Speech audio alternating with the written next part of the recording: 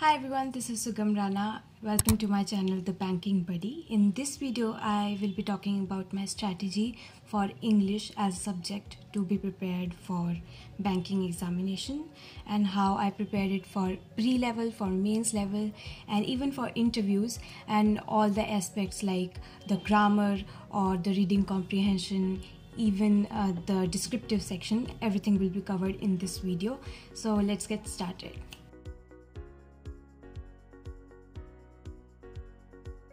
Okay, so let's start with the pre-level English examination. So 30 marks का exam होता है banking examination, कोई भी ले लो, IBPS clerk, IBPS PO, SBI clerk या SBI PO, सब में 30 मार्क्स का इंग्लिश आता है और उसके लिए 20 मिनट्स दिए जाते हैं.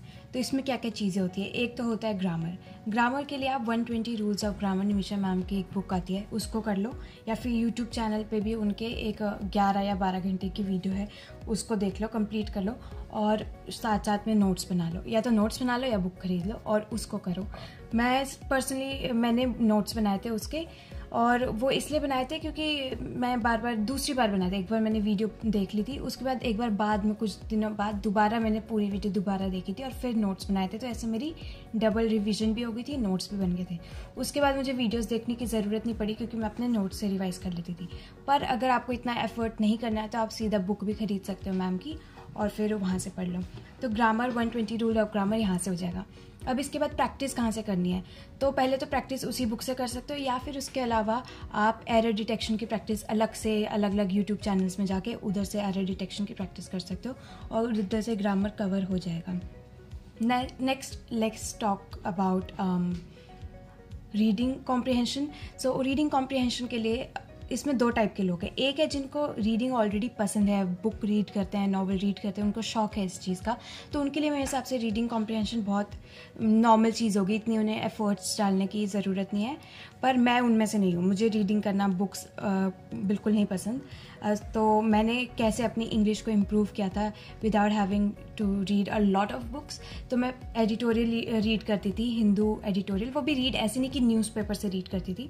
एक यूट्यूब चैनल है अड्डा, जिसमें संतोष सर हैं, जिनसे मैंने ऑलमोस्ट 1 साल या 1 साल से भी ज़्यादा, जब मैंने मतलब बैंकिंग की तैयारी नहीं भी शुरू की थी, उससे भी पहले से मैं एडिटोरियल उन सर से पढ़ने लगी थी और उसे नोट डाउन करती थी. पहले कंप्यूटर में नोट डाउन करती थी, बाद में मैंने कॉपी में नोट डाउन करना शुरू कर दिया था. वर्ड मीनिंग्स, लाइक इधर वर्ड लिखे हैं, फिर उसके मीनिंग्स लिखे हैं साथ में, और ऐसे ऐसे करके फिर उसे मल्टीपल रिविजन करो. जब आप नेक्स्ट डे का कर रहे हो तो पिछला साथ में रिवाइज कर लो.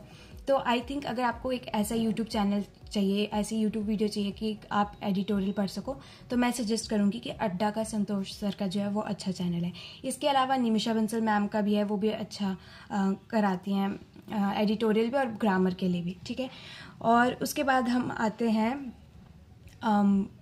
वोकैब के लिए. तो वोकैब के लिए एक ये बुक है जो मैंने यूज़ की थी, निमिषा बंसल मैम की बुक है ये, वोकैब प्रोडिजी, ठीक है. तो इस बुक को मैंने यूज़ किया था, ये मैंने परचेज़ कर ली थी, पर थोड़ी लेट परचेज़ की थी. ऐसे नहीं कि मतलब मैंने स्टार्टिंग में जब तैयारी की थी तब परचेज़ की थी, जब एग्ज़ाम बिल्कुल पास आ गए थे प्री और मेंस के, तब मैंने ये पढ़ी थी और उससे तैयारी की थी.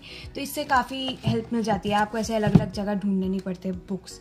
इसके अलावा और कौन सी बुक्स हैं जो आप कर सकते हो वो कैब के लिए? तो एक word power made easy book है, उसको भी मैंने किया था. 1000 वर्ड्स समथिंग है उसमें, उसकी PDF की थी मैंने, वो परचेज़ नहीं की थी, उसकी PDF अवेलेबल है, उससे किया था, तो वो आप कर सकते हो. इसके अलावा तो मुझे ऐसा कुछ पर्सनली वो कैब का दिख नहीं रहा. अगर आप एडिटोरियल्स पढ़ रहे हो वहीं से मेन कवर हो जाएगा. उसके बाद निमिषा बंसल मैम की बुक कर लो और फिर वर्ड पावर मेड ईजी कर लो. ये 3 काफ़ी हैं वो कैब के लिए, क्योंकि प्री लेवल में तो वो कैब इतना आता भी नहीं है, मेंस में फिर भी थोड़ा बहुत आता है, प्री में इतना काफ़ी है. और मैं मेंस के भी साथ साथ में ही इसको काउंट कर लो कि मेंस के लिए वो कैब में यही करना है, इसके अलावा और कोई एक्स्ट्रा चीज़ करने की ज़रूरत नहीं है. ओके, सो उसके बाद क्या बचा? हमने ग्रामर की बात कर लिया, हमने अब रीडिंग कॉम्प्रिहेंशन की बात करते हैं, वो भी मैंने कर ली थी, पर उसमें एक चीज़ मैं ऐड कर देती हूँ कि एक RC99 करके एक PDF आती है, उसको सॉल्व कर सकते हो। वो हाई लेवल क्वेश्चंस हैं उसमें रीडिंग कॉम्प्रिहेंशन के, तो वो आप सॉल्व कर सकते हो प्रैक्टिस के लिए। इसके अलावा प्रैक्टिस आप सीधा मॉक टेस्ट से कर सकते हो, सेक्शनल लगा लो या फिर प्रॉपर एक मॉक टेस्ट दे दो, वो सफिशिएंट होता है। मॉक टेस्ट के लिए आप स्मार्ट कीड़ा या टेक्स्ट बुक को ऑप्ट कर सकते हो। मेरे लिए वो दोनों सही है लेवल, एग्ज़ाम लेवल के हिसाब से। टेक्स्ट बुक कुछ लोग कहते हैं ईजी है, पर एग्ज़ाम ईजी भी आते हैं, तो आपको ईजी की भी प्रैक्टिस होनी चाहिए, क्योंकि ईजी सबके लिए ईजी होगा तो उसमें स्पीड अच्छी होनी चाहिए। तो एक डिफ़िकल्ट लाइक स्मार्ट कीड़ा कर लो और एक टेक्स्ट बुक कर लो, ताकि दोनों आप करो और उस हिसाब से आपके मार्क्स आए उसमें। And after that what else can we talk about. So अब मैंने अपनी इंग्लिश कैसे इम्प्रूव की थी उसकी बात करते हैं। तो रीडिंग का एज ए सेड मेरे को इतना शौक नहीं था, तो मैंने इंग्लिश कंटेंट देखना शुरू कर दिया।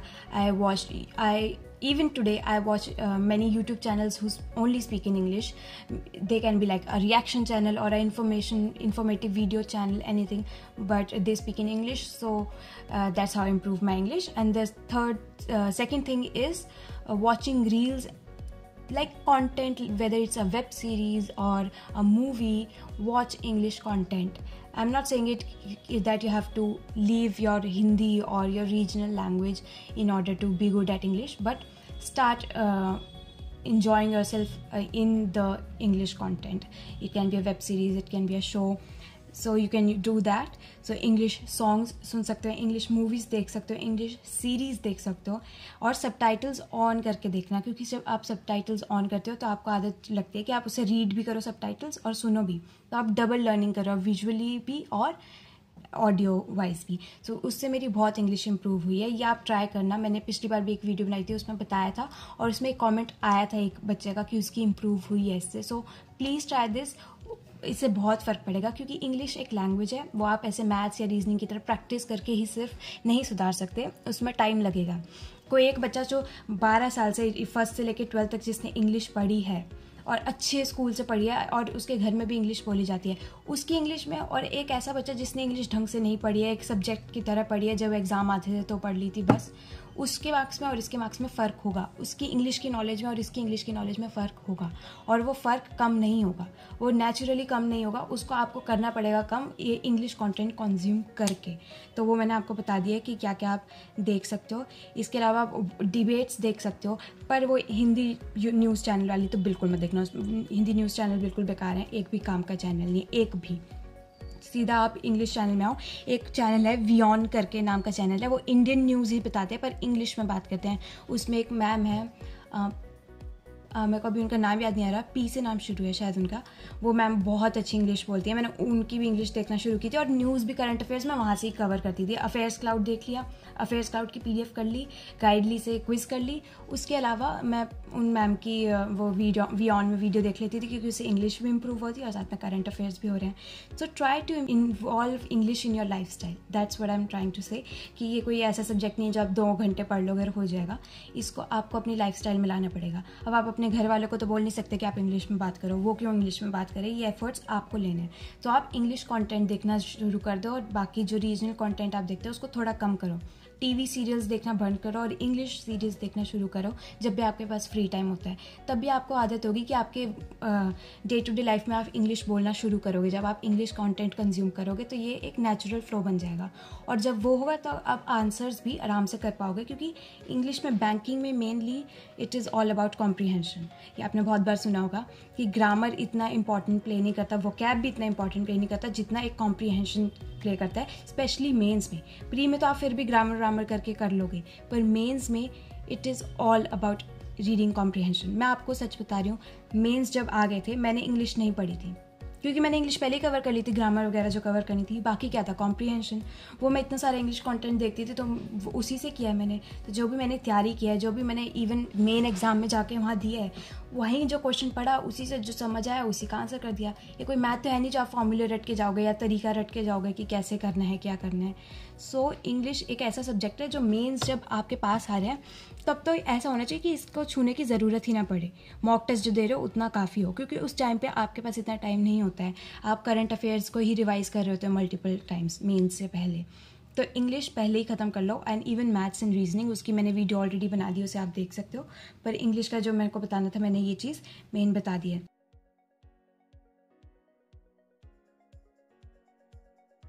The sources of YouTube channels जहाँ से आप प्रैक्टिस कर सकते हो.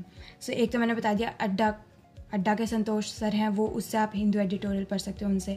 उसके बाद निमिषा बंसल मैम है, उनकी भी आप मतलब ग्रामर की किसी भी टाइप की बुक देख सकते हो. देन डिजिटल तैयारी एक चैनल है, उसको सर्च करना, और उसमें भी काफ़ी अच्छा इंग्लिश कंटेंट है. देन ऑलिव बोर्ड में भी अच्छा इंग्लिश का कंटेंट है. तो these channels are sufficient for that. और ये सब फ्री है, इसमें कुछ पेड नहीं था.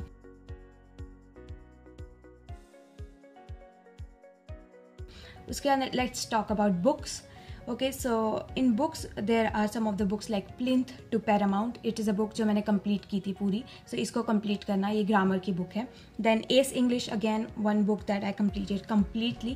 और Plinth to Paramount और Ace English में बहुत ज़्यादा similarity है. मुझे personally लगता है कि Ace English ने काफ़ी कॉपी किया है Plinth Paramount को. अब मैं ये क्लेम ऐसे बोलना नहीं चाहिए, पर मुझे ऐसे लगता है क्योंकि मैंने दोनों बिल्कुल ऐसे कुछ दिनों के गैप में ही ख़त्म की थी और मुझे लगा ये सेम ही क्वेश्चंस दे दिए. तो एक तरीके से मल्टीपल रिवीजन हो जाएगी. कोई भी एक बुक पहले उठाओ फिर दूसरी उठाओ, ठीक है, अगर आपके पास टाइम है तो. Then there is a book called SP Bakshi. ये बुक भी ये सारी जो बुक मैं बता रही हूँ मैंने PDF से कर ली थी, ठीक है. एक वो वोकैब वाली जो निमिषा बंसल मैम की बुक है वो मुझे PDF में नहीं मिली थी, so you can purchase that. Okay, so SP Bakshi English की ये भी मैंने की थी. ये मैंने पूरी कंप्लीट नहीं की थी, मैं सच बताऊँ तो, पर मैंने अच्छा खासा इसका ग्रामर भी किया था. तो मैंने ऐसे किया, ये नहीं कि एक ही बुक की ग्रामर बार बार रिवाइज करो, अलग अलग बुक पढ़ते रहो, नए नए टाइप के क्वेश्चंस आएंगे तो उससे आप बोर भी नहीं होगे, सेम ही टाइप के क्वेश्चंस. और ऐसा कुछ ये भी नहीं कि बहुत पैसा खर्च कर रहे हो, ऑनलाइन सब कुछ मिल जाता है आजकल, ठीक है. उसके बाद वर्ड पावर मेड ईजी, एक ये बुक है जो मैंने आपको बताया वोकैब के लिए. Okay, so after word power made easy, जिससे आपकी वोकैब इंक्रीज होगी, you can take the vocab book, जो ये वाली बुक मैंने बताई है, ये लिख सकते हो. इसके अलावा you can purchase, not purchase but online PDF available है RC99 की, वो RC के लिए कर सकते हो. एंड देन डिस्क्रिप्टिव के लिए again this book you can purchase. And what else, so books में आई थिंक इतना सफिशिएंट है क्योंकि इतना कंटेंट भी काफ़ी है प्रैक्टिस करने के लिए इंग्लिश के लिए. क्योंकि इंग्लिश में प्रैक्टिस से ज़्यादा उसको अपनी लाइफ में इंक्लूड करना इज़ मोर इम्पॉर्टेंट, क्योंकि उसके बाद आपको प्रैक्टिस की ज़रूरत नहीं पड़ेगी, वो अपना आप ही समझ आ जाएगा. Specially for maths, for banking examinations. I don't have a clue about other examination like SSC और UPSC और any other things, but for maths, for bank examination I can vouch for it that this much is sufficient because I have tried this by myself and I have got good marks in mock test and in the real examination. Now let's talk about practice sources. So you can also buy Guidely daily target PDFs for English. उसमें quiz format में आप English दे सकते हो, वो काफ़ी अच्छा है, मैंने पर्सनली दिया हुआ है और उसमें मेरे अच्छे स्कोर्स और रैंकिंग आती थी, तो मैं उसी से प्रैक्टिस करती थी. स्पेशली फॉर मेंस, प्री के लिए मैंने नहीं परचेज़ किया था, पर for mains I purchased a Guidely PDF. And then Adda की क्विजेस कर सकते हो, हमेशा ही मैंने बोला है. And then there is RC99 again, RC practice के लिए. और 4 चीज़ें चेकलिस्ट लाइक उसमें टेलीग्राम में बहुत सारे चैनल है, स्टडी नीति चैनल का ही एक चैनल है टेलीग्राम में जो चेकलिस्ट डालते हैं कि आज एक दिन है, इसमें क्या क्या करना है, और उसमें वहीं क्वेश्चन दिए होते हैं, उन क्वेश्चन को करो और आपका उस दिन की बस हो गई और कुछ पढ़ने की ज़रूरत नहीं है. तो वैसे आप चेकलिस्ट फॉलो कर सकते हो. Other than that what are the things that are important to prepare for English.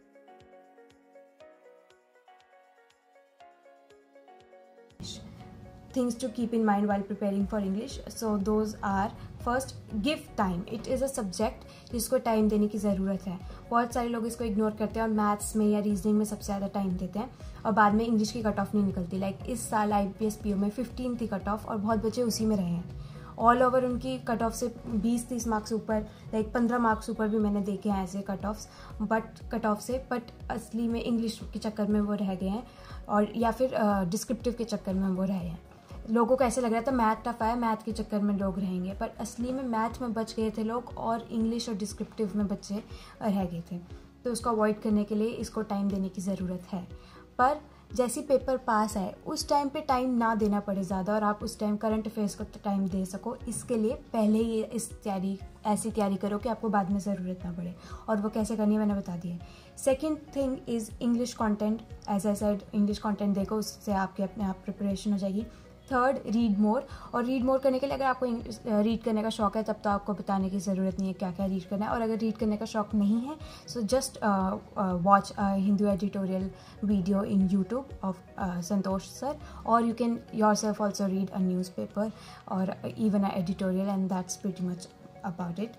Then the fourth thing will be practice. You have to practice, especially error detection and RCs. These are the important things that is something that you need to practice.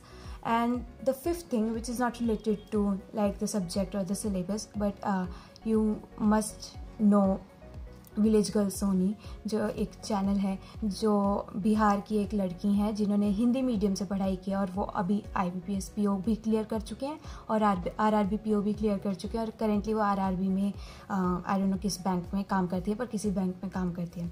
तो मैं ये example इसलिए दे रही हूँ, आपको पता भी होगा ये कि वो एक हिंदी मीडियम से पढ़ी हुई लड़कियाँ हैं जिन्होंने मेहनत करके अपनी इंग्लिश को इम्प्रूव करके जॉब ले लिया है। So it's not like impossible और something to be afraid of. Time लगेगा, हिंदी मीडियम वालों को टाइम लग सकता है, पर इम्पॉसिबल नहीं है।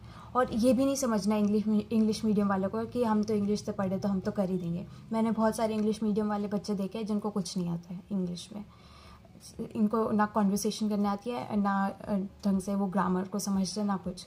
तो उस इंग्लिश मीडियम का कुछ फ़ायदा नहीं है। सो इसको ढंग से बिल्कुल बेसिक से स्टार्ट करना पड़ेगा इंग्लिश को। अगर बिल्कुल कुछ नहीं आता है तो even like 7th 8th class की ग्रामर उठा लो, वहाँ से पढ़ना शुरू कर दो, but you have to start from the basic अगर आपको इंग्लिश में प्रॉब्लम है तो। And practice it and include it in your real life, in day-to-day life, and then only you will be able to improve your English. So that is it for this video. That's all what I wanted to share related to English subject. If there is something that you wanted to know related to this subject and I haven't mentioned that in this video, you can just comment down below your queries and I will definitely try to address them. So that is it for this video. Bye bye. See you next time.